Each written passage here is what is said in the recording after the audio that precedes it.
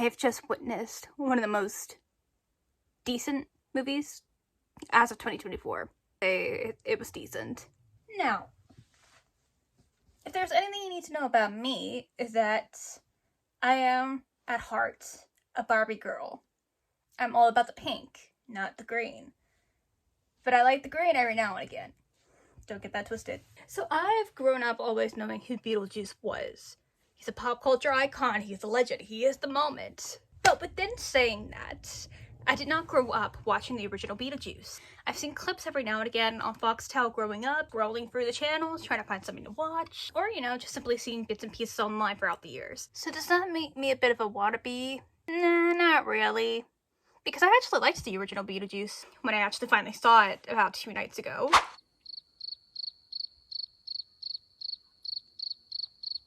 This was precisely me 2 days ago.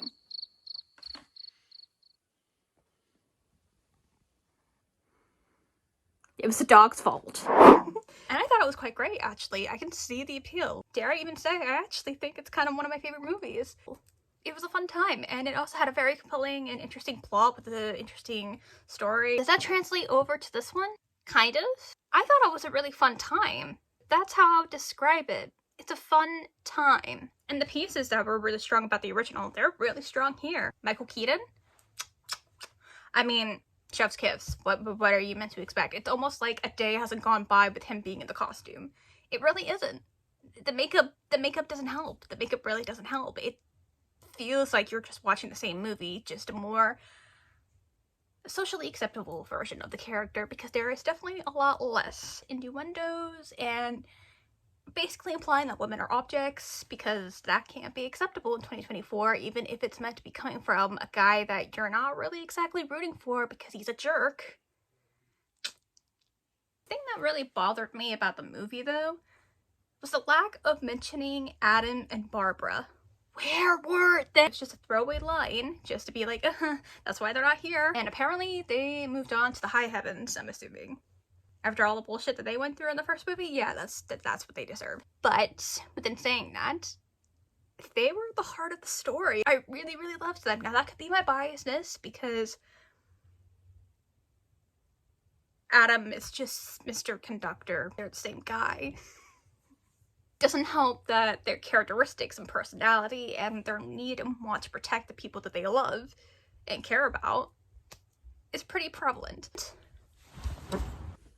Now, in regards to Barbara and Adam, they were able to go to the afterlife and nothing else. No, like, trauma, no, nothing from Lydia. I don't know, I was kind of bummed about that, honestly. It would be nice to have her at least reminiscing on the fact that they were basically her surrogate parents. But, in retrospect, Tim Burton has wanted to make a Beetlejuice 2 since the 90s. 1989, actually. Yeah, the 90s. But wasn't able to, and he wanted to focus specifically on the Deetz family. I'll give that credit where it's due. I feel like the movie overall was pretty decent. As I said, it was a fun time. The only problem that I have, I feel like there was way too many things happening at once. It was hard to concentrate. It got to the point where I kind of forgot that there were certain characters into the story. You know, besides Beetlejuice, Lydia, Delia, and Astrid. I forgot that Willem Dafoe was in the movie, but he was fun every time he appeared on screen. I like what they were trying to do with Lydia's character, especially with her scummy boyfriend. As Tim Burton said, he wanted to go in a route where she was a cool goth kid that turned into a fucked up adult. It's just, the idea was there, and the idea is well done. The execution just needed a little bit of polishing, though. I don't know how exactly to verbalize it into words because I need to sit on it for a bit, but I just feel like it wasn't fleshed out enough. It felt very obvious that the boyfriend was scummy and honestly kind of a coward, which could work if it wasn't for the fact that you forget that he's there when you're invested in all the other characters. Dolores as a character, I feel like there was no character, honestly, and Dolores has a cool-ass design. An actress blew it out of the water. She's great. But the problem is that I legitimately forgot that she was even there. Every time we turned back to her from a scene with any of the other characters, I'll be like, oh, right, your thing. And still, even now, I don't quite understand what her deal was about. I get it, she was a witch, she was trying to get after Beetlejuice, but it still kind of puzzles me, because what difference is there gonna be necessarily here? Like, what's the interior motive? She just wanted to kill him, so cool. But honestly, I feel like I could have done without that side of the story. It was too crammed in, it was too much. It was hard to remember everything that was happening at once. I feel like, if anything, because they definitely alluded to a potential sequel, which they better keep up to their word. Please. Come on, you can't leave us on a cliffhanger. Okay, I'm begging. I feel like the whole bride thing could have been used in a third story, maybe. I feel like this movie should have focused more on the bond between Lydia and Astrid and trying to build that back up. And then maybe have the third movie do whatever. Also, something I noticed in this movie is that there was a lot less of a character design, visuals, makeup department, special effects makeup specifically. We did that so much in the original movie with Al Baldwin and Gina Davis. Why couldn't we have done it with any of the ones that died? I feel like that could have been fun. I do like what they did with Astrid's story, but it just kind of leaves it, there's more left to be desired, because the boy that is intertwined with her story, he feels like he's kind of like open and dry. I feel like we could have done something to sort of make this full circle, maybe have it paralleling the fact that her mother was being used by another guy. I feel like something could have been there. Maybe, you know, kind of use Adam as a metaphor example of a guy who's respectful, and also the whole father thing. You know what, I'm actually not going to pick on the whole father thing. I'm really not, because I feel like it's fine. It's making everything else seem overloaded.